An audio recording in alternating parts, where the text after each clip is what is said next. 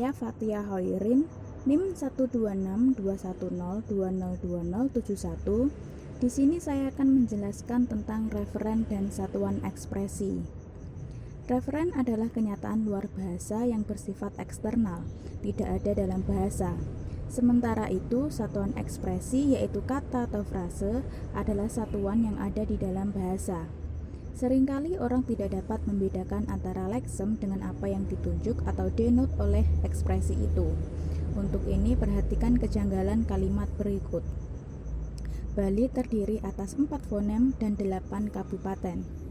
Bali terdiri atas 4 fonem, 2 suku adalah sesuatu yang ada dalam bahasa, yakni kata Bali sebagai satuan ekspresi terbentuk dari 4 fonem B, A, L, dan I, dilambangkan dengan 4 grafem B, A, L, I, dan 2 suku Ba dan Li.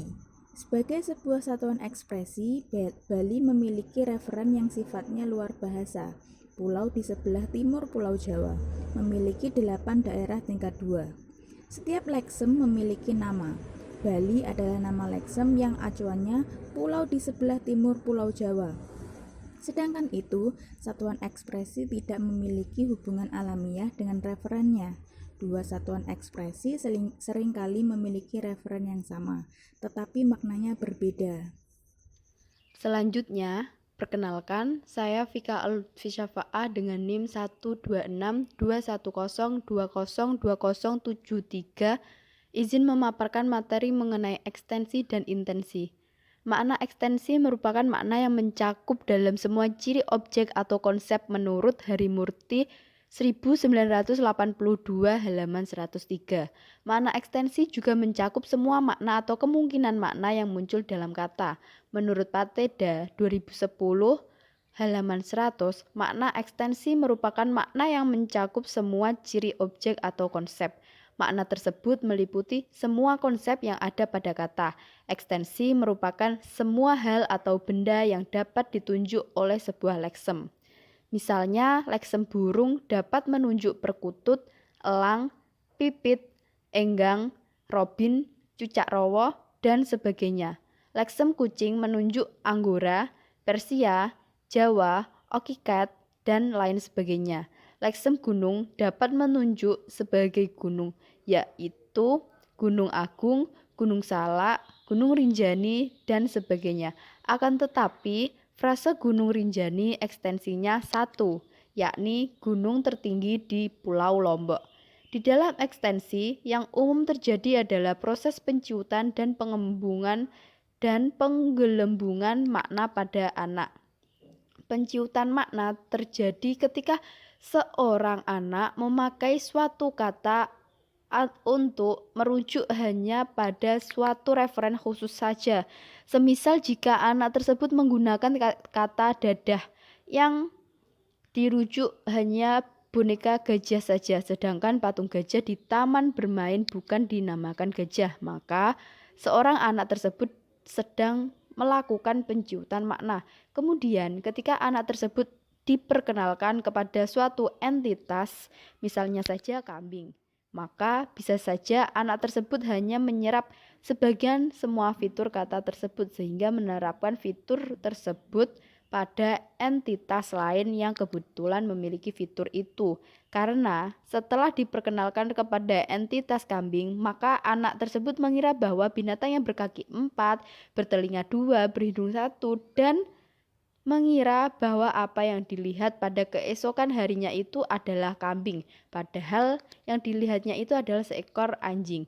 Bila kekeliruan ini terjadi, maka seorang anak tersebut sedang mengalami proses penggelembungan makna.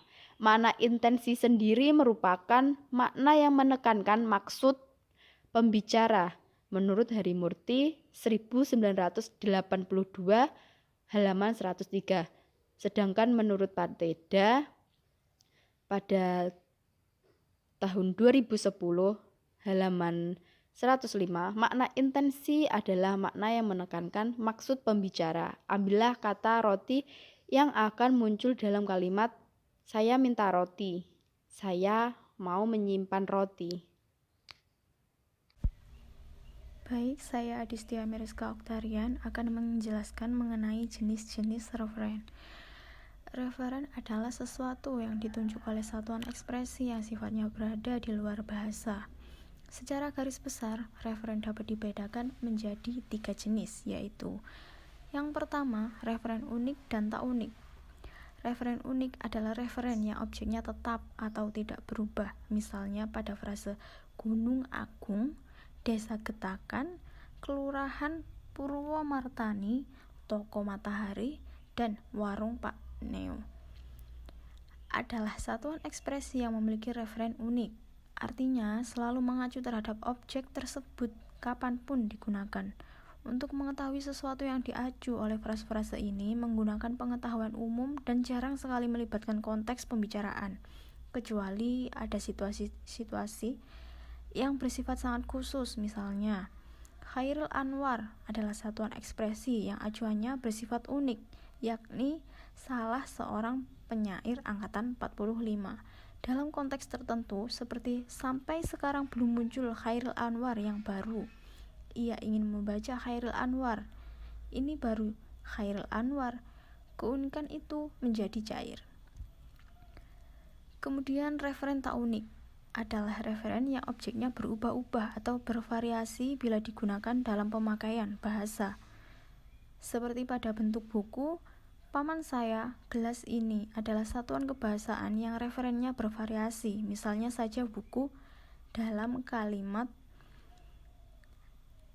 saya mempunyai buku, di warung Neo dijual buku, Pak Ken membaca buku. Untuk memahami referennya, orang menggunakan pengetahuan yang lebih khusus dan melihat konteks pemakainya di dalam kalimat di samping pengetahuan atau konsep mengenai buku tentunya.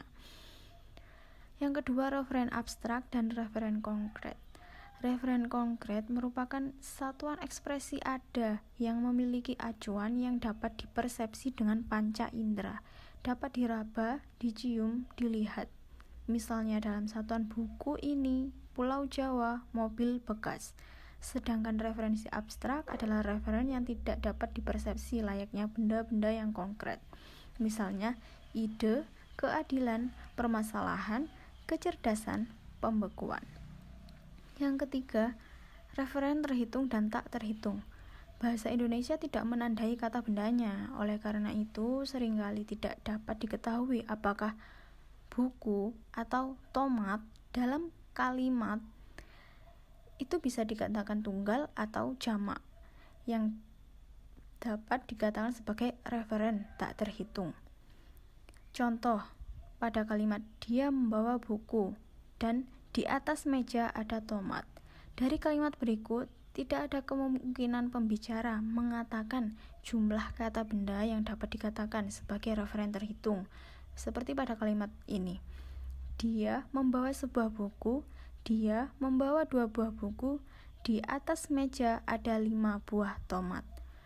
Konteks juga sangat membantu pemakai bahasa dalam mengidentifikasi jumlah referen sebuah kata benda. Misalnya, perpustakaan mengimplikasikan bahwa buku yang dimaksud referensinya jamak.